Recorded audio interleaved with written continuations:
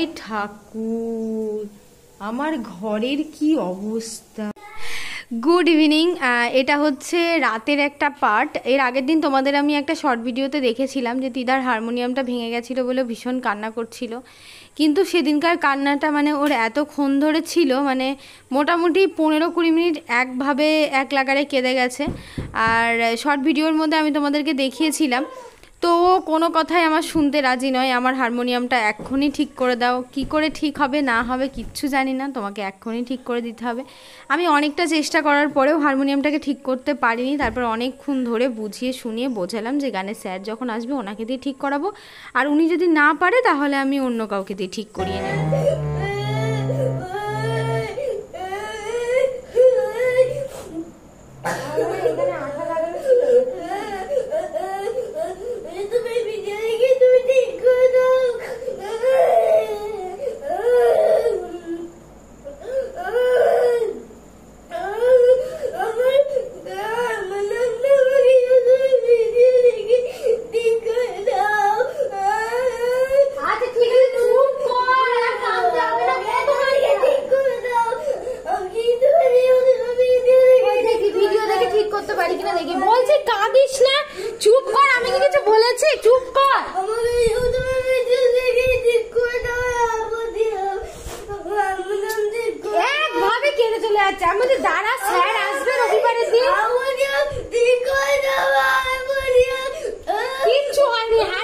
এইটা শুধু একটু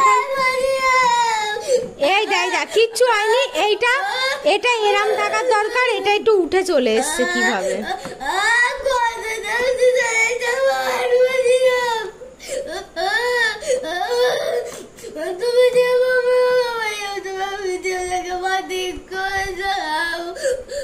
আচ্ছা ঠিক আছে, আমি ঠিক করে দিচ্ছি, না চুপ করো। আচ্ছা ঠিক আছে, আমি ঠিক করে দিচ্ছি, ব্যাস এবার চুপ, আর কোনো কথা হবে না, চুপ। সকাল সকাল আজকে কাজকর্ম সব কমপ্লিট হয়ে গেছে, আর এখন মাছের জন্য দাঁড়িয়ে আছি। মাছবেলা আসবে, তারপর আমি স্নান করতে ঢুকবো। এরকমই হয় প্রত্যেক দিন, মাছবেলা আসে আর আমি সেই মতো স্নান করতে ঢুকি, দিয়ে একটু অসুবিধা হয়ে যায়। দাঁড়াও দেখি একটু মাছবেলা আসুক। আজকে আমার বান্ধবী আসবে আমার বাড়িতে বেড়াতে, সেই জন্য এত সকালে কাজকর্ম সব সেরে নেওয়া। একা একা যেহেতু থাকি, বাড়িতে কেউ আসলে না আর ভিডিও টিডিও করাই হয় না সেইভাবে। তো আজকে দুপুরে রান্না করেছিলাম হচ্ছে রুই মাছের ঝাল করেছিলাম, মানে শুধু রুই মাছ করেছিলাম, তার সাথে ডাল, আলু সিদ্ধ আর মাছের ডিমের বড়া। আলু পটলের তরকারি করব ভেবেছিলাম, কিন্তু আমাকে রিঙ্কি আর কি করতে দিল না। ও বলছে করো না, আমার একটু গ্যাস ট্যাস হয়েছে, আমি বেশি তরকারি খাবো না। তো ওদেরকে দেখো সবাইকে একসাথে খেতে দিয়ে দিয়েছি, এদিকে তিধাকেও খেতে দিয়ে দিয়েছি। তো তিধাও হচ্ছে তোমার মানে এমনি তো নিজে হাতে করে খেতে ভালোবাসে, ও নিজে হাতে করেই খায়, কিন্তু শানকে আবার একটু খাইয়ে দিতে হয়, ওর মা ওকে খাইয়ে দিচ্ছে। তো সবার সাথে আমিও ভাতটা নিয়ে বসে পড়লাম। ডাল একদম সিম্পল রান্না, কিন্তু যাই হোক খেতে ভালোই হয়েছিল। এর সাথে একটু আলু পটল চিংড়ি করলে ভালো হতো, কিন্তু চিংড়ি মাছটা যেহেতু পাইনি, আর আলু পটলের তরকারিটা আমাকে ও করতে দিল না। আমার প্রথম দিকে একটু কেমন কেমন লাগছিল। তো যাই হোক সেদিন আর কোনো ভিডিও শ্যুট করা হয়নি, জাস্ট এই খাওয়ার কি রান্না করেছিলাম আর খেয়েছিলাম এই ভিডিওটাই। তারপরে আবার একদম পরের দিন সকাল থেকে ব্লগটা স্টার্ট করেছি, 2-3টে ক্লিপ আর কি তোমরা দেখো। গুড মর্নিং, নতুন একটা সকাল আর নতুন একটা ব্লগ দিয়ে আজকের ভিডিওটা শুরু করছি। পিছনেই দেখতে পাচ্ছ মশারি আর একটা লাঠিটা ওই মশারি দড়িটা ছোট হয়ে যায়, আর প্রত্যেক দিন মশারি টাঙাতে আমার এত কষ্ট হয় কি বলবো। মানে ওই ঘুমায়, তারপরে যখন 1 ঘন্টা পরে ঘুমটা চলে আসে দেখি মশাই ছিঁড়ে খেয়ে নিচ্ছে, আবার উঠে তখন মশারিটা টাঙায়, কিন্তু শোয়ার সময়তেই মশারি টাঙাতে কেন জানি না এতটা বিরক্ত লাগে। তো যাই হোক এখনও কাজকর্ম হয়নি, এই যে মশারি ঝুলছে পিছনে, বিছানা গুছিয়ে কাজকর্ম করিনি। আর আজকে মাজাটাতেও যন্ত্রণা করছে কনকন করে। এই মাজার যন্ত্রণা হচ্ছে একটা রোগ বলতে পারো, লোকের বুড়ো বয়সে শুরু হয় আর আমার মাসে মাসে হয় মাজার যন্ত্রণা। তো যাই হোক একটু মাজার মধ্যে কেমন ব্যথা ব্যথা করছে, নর্মাল ব্যাপার, কোনো ব্যাপার নেই। কাজকর্মগুলো তাড়াতাড়ি সেরে নিই। আর ওই যে টাকাটা আগের দিন হারিয়ে গেছিলো, আশা ছিল পাবো কিন্তু পেলাম না, কি আর করা যাবে, চলো ঠিক আছে। তিধাকে স্কুলে দিয়ে এসেছি, বাড়ি ফাঁকা। আর এই দেখো আমার ঘরের অবস্থা দেখো, সকালবেলায় বই খুঁজে পাচ্ছিল না, বই একদম ছড়িয়ে ছিটিয়ে আছে। কিচেনের অবস্থাও ভীষণ খারাপ, আস্তে আস্তে গুছিয়ে নিই, আবার মেয়ে আসলে তো সব কিছুই নোংরা করবে। আর কালকে সব খেলা করছিল, আমিও আর হুটোপাটা করে আর কিছু গোছাইনি। এই যে বই খুঁজে পাচ্ছিল না, এখানে এই একটাও এখন গোছাতে হবে। এই দেখো খাটের উপরে দেখো পুতুল মুতুল এ ও তা, যেখানে যা পেয়েছে, আর জামা কাপড়ও কাচার আছে, তো চলো আস্তে আস্তে যাই। প্রথমে কটা আগে বপুর জন্য কটা ফুল তুলে নিয়ে আসি, তারপর যা হয় হবে। কালকে রাতে একটা কাজ ভালো করেছি জানো তো, কালকে বাসনগুলো সব মেজে রেখেছি, প্রচুর বাসন ছিল। এখন সকালে যদি আমাকে বাসন মাজতে হতো তাহলে কঠিন ব্যাপার হয়ে যেত। সকালে দেখলাম জুঁই ফুল, বেলি ফুলগুলো কে তুলে নিয়ে গেছে মনে হয়। চলো আজকে আর একটাও বেলি ফুল পেলাম না। এই দেখো এক গামলা ফুল তুলে নিয়ে চলে আসলাম। আর আমার গপু সোনা এখনো ঘুমাচ্ছে, আর একটু ঘুমা, আমি কাজটা সেরে নিয়ে একবারে স্নান করে ওকে তুলিয়ে দেবো। এখন আর কাপড় ছেড়ে তোলাবো না। আর এই দেখো বইপত্রগুলো সব গুছিয়ে নিই। আজকে ভেবেছিলাম বেডশিটটাকে একটু চেঞ্জ করব, কিন্তু ওই ঘরের বেডশিটটা খুব একটা চেঞ্জ করা হয় না। এখন এই ঘরের বেডশিটটা যেহেতু প্রত্যেক দিন থাকি, তো ওই জন্য এই ঘরের বেডশিটটা তোমার এই 3 দিন 4 দিন পর পর পাল্টাতে হয়। আজকে দেখলাম আকাশটা ভীষণ মেঘলা, রোদ নেই, আর বড় বড় জিনিস জানো তো তোমার কাচলে মেলার খুব অসুবিধা হয়। তো সেই কারণে আর দেখলাম চলো আজকে মেঘলা মেঘলা ওয়েদার, আর কেচে কোথায় মেলবো তার নেই ঠিক, আর তেমন একটা বেশি নোংরাও হয়নি, ওই জন্য কাচলাম না। আর এখন এই যে দিধার একদম স্টাডি টেবিলটা নিয়ে বসে পড়লাম, বই তো সব এলোমেলো করে রেখে দিয়েছে। আজকে দিদাদের স্কুলের একটা রুল সম্বন্ধে তোমাদেরকে বলছি। আমি জানি না কেন্দ্রীয় বিদ্যালয়ে অনেক বাচ্চাই পড়ে, সব স্কুলে এই নিয়মটা আছে কি না। এটা হচ্ছে ওদের একটা নোয়েলা ম্যাম বলে ম্যাম ছিল, সেই ম্যামটার নিয়ম। আমি মানে কি বলবো আর কি, ম্যামটা কিন্তু এখন ট্রান্সফার হয়ে গেছে, ম্যামটা এখন নেই। কিন্তু এই রুলসটা কতটা যুক্তিসম্মত আমি ঠিকঠাকভাবে জানি না। তো মেনলি কথাটা হচ্ছে কি, যে ওদের ম্যাম যখন প্যারেন্টস মিটিং করেছিল তখন আমাদেরকে জানিয়ে দিয়েছিল যে আমরা যেন কোনোভাবেই বাচ্চাকে কিছু মেহেঙ্গা জিনিস বলতে কিছু দামি, যেমন এই যে আমার হাতে বক্সটা দেখছো, তিরা যেমন সুন্দর সুন্দর জ্যামিতি বক্স আছে, অনেক জ্যামিতি বক্সের কালেকশান আছে, হ্যাঁ, যে বেশি দামি জিনিস যেন বাচ্চাকে, দামি জলের বোতল, দামি টিফিন বক্স, দামি তোমার কিছু যেন দামি জিনিস না পাঠায়, একদম সিম্পল। কারণ স্কুলটা সবার জন্য সমান, একজনের বাচ্চা যদি ভালো জিনিস নিয়ে যায়, একজনের বাচ্চা যদি খারাপ জিনিস নিয়ে যায়, সেক্ষেত্রে ধরো কথা হবেই যে বাচ্চাগুলো। এবার তিধাকে সেই রুলসটাকে আমি ফলো করে তিধাকে খুব নর্মাল বেসিক জিনিসগুলোই আমি ওকে স্কুলের ব্যাগে দিই। এবার ও বাড়ি এসে কাঁদে আর বলে, মা আমাকে অন্য অন্য বাচ্চারা বলে তুই ভিখারি, তোর কিছু নেই। শুনতে আমার কথাটা ভীষণ খারাপ লাগে, আমাকে নামও বলে, কিন্তু আমি তাদের নামটা নিতেও চাই না আর তাদের প্যারেন্টসদেরকে বলতেও চাই না। কিন্তু আমার মনে হয় যে ম্যামদের এইগুলো একটু দেখা উচিত, কারণ আমরা আমাদের নিয়মটা ফলো করছি। এবার এটা কি বলো তো, আমি জানি এই কথাটাতে কোনো যায় আসে না, কিন্তু ওরা তো ছোট বাচ্চা না, ওদের মনে অনেকটা কষ্ট লাগে, খারাপ লাগে যখন ওদেরকে বলে যে তোরা ভিখারি, তোদের কিছু নেই, হ্যানা ত্যানা, ওই জন্য তোরা এরকম জ্যামিতি বক্স নিয়ে আসিস, এরকম জলের বোতল নিয়ে আসিস, কি এরকম কিছু বলে। তো ওরও তো আছে না, তো ও আমাকে বলে, মা তুমি আমার বক্সটাও দাও, আমিও তাহলে ওদেরকে গিয়ে দেখাবো, আমারও দেখো ভালো ভালো জিনিস আছে। বললাম না, তুমি ম্যামকে বলবে, যখন ম্যামকে আর কি, ম্যাম মানে ওরকম কথা বলবে আর কি। তো আমি ভাবছি যে এই বিষয়টা নিয়ে নেক্সট টাইম যদি কোনো দিন স্কুলে যাই, আমি এই বিষয়টা নিয়ে একটু কথা বলবো।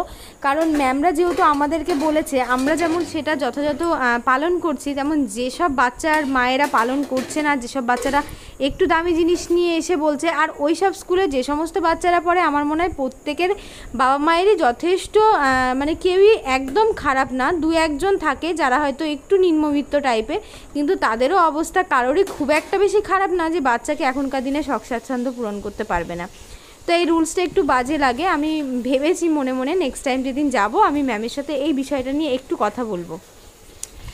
আর আমি যদি পাঠিয়ে দিই না, তখন যদি ম্যাম আমাকে ধরে কিছু বলে, সেটা আমারও ভীষণ খারাপ লাগবে। তো এখানে দেখতে পাচ্ছ রান্নাবান্না চাপিয়ে দিয়েছি, তোমার হচ্ছে মাছের মুড়ো দিয়ে। আজকে অনেক দিন পরে ভাবলাম একটু টক রান্না করব। আগে তো শ্বশুরবাড়িতে থাকতে টকটা ভীষণ রান্না হতো, কারণ আমার শাশুড়ি মা টক খেতে খুবই ভালোবাসে। বৃহস্পতিবার কিংবা অন্য কোনো দিন প্রায় সপ্তাহে 3-4 দিন হয়েই যেত, তোমরা সেটা সবাই জানো, আগে যারা যারা আমার ব্লগটা আর কি দেখেছো। তো 5 ফোড়ন তেলের মধ্যে মানে ফোড়ন দিয়ে দিলাম, আর মাছের মুড়োটা ভালো করে ভেজে নিয়েছি। এবার এর মধ্যে তেঁতুলের যে পুরটা আছে আর কি, ওটাকে দিয়ে দেবো। আম থাকলেও হতো, আমরা দিলেও হতো, কিন্তু যেহেতু আমার কাছে আম কিংবা আমরা আদার স্টক কিছুই নেই, তো সেই জন্য এই তেঁতুলটা দিয়েই আর কি কাজ চালিয়ে নিলাম আজকে। আর তিধাও আজকে বাড়ি এসে দেখলে কিন্তু একটু খুশি হয়ে যাবে, কারণ ও টক খেতে আগে খুবই ভালোবাসতো। আগে তো এরকম ছিল যে টক না হলে ওর ভাতই খাওয়া হতো না, কিন্তু এখন আর সেই অভ্যাসটা নেই, মানে আমারও নেই, ওরও নেই। আমি তো ধরো বাপের বাড়িতে এসব কোনো দিন খাইনি, কিন্তু শ্বশুরবাড়িতে এসে খাওয়া শিখেছি, তারপরে খুব একটা খারাপ লাগে না ধরো, তার জন্য মাঝে মধ্যে আর কি। তাও মোটামুটি কিছু না হলে আমার মনে হয় যে আমার বর যখন এসেছিল তখনই আমি টক বানিয়েছিলাম, তারপরে আর বানাইনি। এবার একটু সর্ষে আর লঙ্কার পেস্টটাকে ওর মধ্যে দিয়ে দিলাম, একটু ভালো করে নাড়াচাড়া করে আগে থেকে যে সিদ্ধ করা আলু বেগুন বড়ি ওগুলো যে একটু নেড়ে নিয়ে সিদ্ধ করা আছে ওটাকে দিয়ে দেবো, তারপরে একটুখানি ফুটিয়ে নামিয়ে নেব, তাহলেই রেডি হয়ে যাবে আমার টকটা। এই দেখো বেশ খারাপ লাগে না জানো তো, ভালোই লাগে বড়ি টড়ি দিয়ে না। আর শীতকালের টকটা তো আরও বেশি ভালো লাগে, শীতকালের টকে একটু দেখবে মূলো টুলো দেয়া হয়, মূলোটা যারা পছন্দ করে না আমি জানি তাদের একদমই ভালো লাগবে না, কিন্তু যারা পছন্দ করে আমার তো বেশ ভালোই লাগে, খারাপ লাগে না গো। তো এই দেখো দুপুরের আজকে তিধা নিজে নিজেই ভাত বাড়তে বসে গেছে, এই যে ডাল নিচ্ছে, এদিকে হচ্ছে কচু আলু বেগুন বড়ির টক, আর এখানে হচ্ছে মাছের ডিমের বড়া ভাজা, এখানে হচ্ছে সয়াবিন আলু, আর এটা হচ্ছে তোমার কুমড়োর শাক। তো এই হচ্ছে তোমার দুপুরের আজকে আমাদের রান্নাবান্না আর কি। তো চলো ভাতটা নিয়ে বসে পড়ি খেতে। আজকে ওয়েদারটাও ভীষণ ঠান্ডা ঠান্ডা আছে, আর দেখবে সব থেকে ভালো হয় তুমি যদি অনেক রকম পদ দিয়ে খেতে বসো, আর সেই রান্নাটা যদি তোমাকে অন্য কেউ একদম থালা সাজিয়ে তোমাকে একদম খেতে দেয় না, তাহলে মানে ভাত কটা অ্যাটলিস্ট বেড়ে দেয় যদি, তাহলে না খুব ভালো লাগে জানো তো খেতে। কিন্তু একা একা থাকি, এই জিনিসটাকে আমি ভীষণ মিস করি। আমার বিয়ে যখন প্রথম হয়েছিল, আমার বিয়ের পর তোমাদেরকে একটা গল্পও শেয়ার করি, তখন আমার শ্বশুরবাড়িতে সকালবেলায় মুড়ি খাওয়ার নিয়ম, কিন্তু আমি ছোটোবেলা থেকেই বাপের বাড়িতে সকালে আমাদের ব্রেকফাস্টটা কিন্তু ভাত দিয়েই হতো, মানে আমরা 10টার দিকে ভাত খেতাম, তারপরে তোমার দুপুরে ঠিক 2:30 থেকে 3টে কি 3টে সাড়ে 3টে এরকম বেজে যেত, যেহেতু আমাদের বাড়িতে মাটির কাজ, তো তখন ভাত খেতাম। এবার আমার সকালে ভাত খাওয়াটা অভ্যাস, তো মুড়ি আমি কোনো মতেই খেতে পারতাম না, একবারে সকাল থেকে না খেয়ে থাকতাম। আর আমার শ্বশুরবাড়িতে দুপুরে রান্নাটা খুব তাড়াতাড়ি হয়ে যেত, সেই জন্য আমার শাশুড়ি মা বলতো তুমি যেহেতু সকাল থেকে কিচ্ছু খাওনি তুমি খেয়ে নাও। আর তখন আমি বলতাম আমি একা একা নিজে হাতে খাবো, মানে আমি কোনোদিন নিজে হাতে বেড়ে ভাত খেতাম না। মানে মা যদি বলতো না যে আমাকে বেড়ে ভাত নে, তাহলে আমার মানে এত রাগ হতো আর এত ঝগড়া করতাম মায়ের সাথে, কি বলবো। তাই মাকে বলতাম আমি একা একা বেড়ে খাবো না, তো আমার শাশুড়ি মা তখন বলতো ঠিক আছে তাহলে আমি তোমাকে ভাতগুলো বেড়ে দিচ্ছি তুমি খেয়ে নাও, তো তুমি আমাকে বলতে পারো যে আমি বেড়ে খাবো না। তারপরে মা ভাতটা আমাকে বেড়ে দিত, আমি খেয়ে নিতাম। তারপরে আস্তে আস্তে তো সময়ের সঙ্গে সঙ্গে কত কিছু পরিবর্তন হয়ে যায়।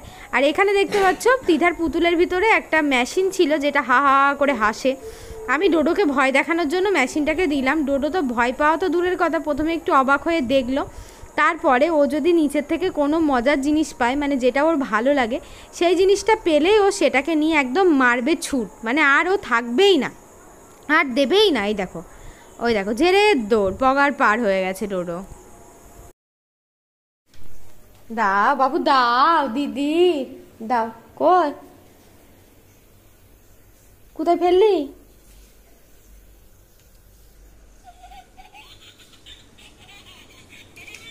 লেগেছে, তেল ছিটকে লেগেছে, অত্যাধিক ক্যালেস্টারি, আমাকেও করতে দিবি না, আর নিজে যেন পারবি করতে। ম্যাগি থেকে অত তেল দেয়। 3খানা লঙ্কা খেতে পারবি? বেশি বেশি হয়ে যাচ্ছে নাকি? একখানা দেবো।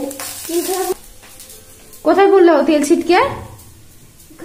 দেখি জ্বলছে, জ্বলছে, তাও তো ক্যালেস্টারি করা থামবে না। আমাকে ওখানে চেয়ারে দূরে বসিয়ে রেখেছে, ও রান্না করবে, তুমি ওখানে বসে পাহারা দাও। তেলটা ছিটকে লেগে গেলে তখন আর আমি কিছু করতে পারবো? আর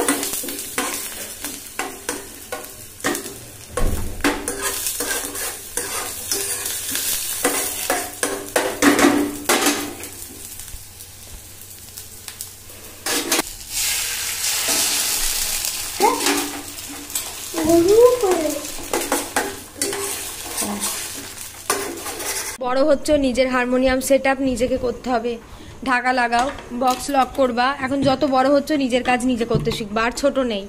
সব সময় মায়ের ভরসায় যখন ছোট ছিলে তখন আলাদা ছিল, এখন তো তুমি আর ছোট নেই, এখন তো তুমি বড় হয়ে গেছো, তাই না? আইরে ভগবান, মানে আমরা এসে দেখছি এই অবস্থা। হাই ঠাকুর, আমার ঘরের কি অবস্থা! আমি এদিকে লাইট জ্বালিয়ে ওই ঘরে চলে গেছি সন্ধে দিয়ে তিধাকে পড়াতে। হাই রাম,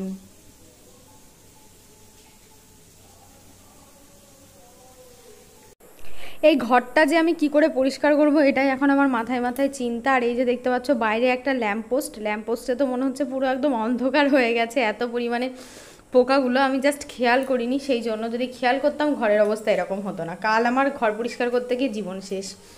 আর মাঝে মধ্যে অনেকে কমেন্টসে বলো দিদি দিদার হ্যান্ডরাইটিং দেখাবা। দিদার হ্যান্ডরাইটিং অনেকবার দেখিয়েছি গো। এটা হচ্ছে আজকে ওর স্কুলের হ্যান্ডরাইটিং, আমি হোমওয়ার্ক করাচ্ছিলাম তো হঠাৎ করে মনে পড়লো, কয়েকদিন আগে একজন কমেন্ট করেছিল, ও কার্সিপে লেখে, এটাই হচ্ছে ওর হ্যান্ডরাইটিং, স্কুলের কাজ করেছে আজকে এটা। তো যাই হোক, আজকের ব্লগটা এখানেই শেষ করলাম। সবাই খুব ভালো থেকো, সুস্থ থেকো, সাবধান।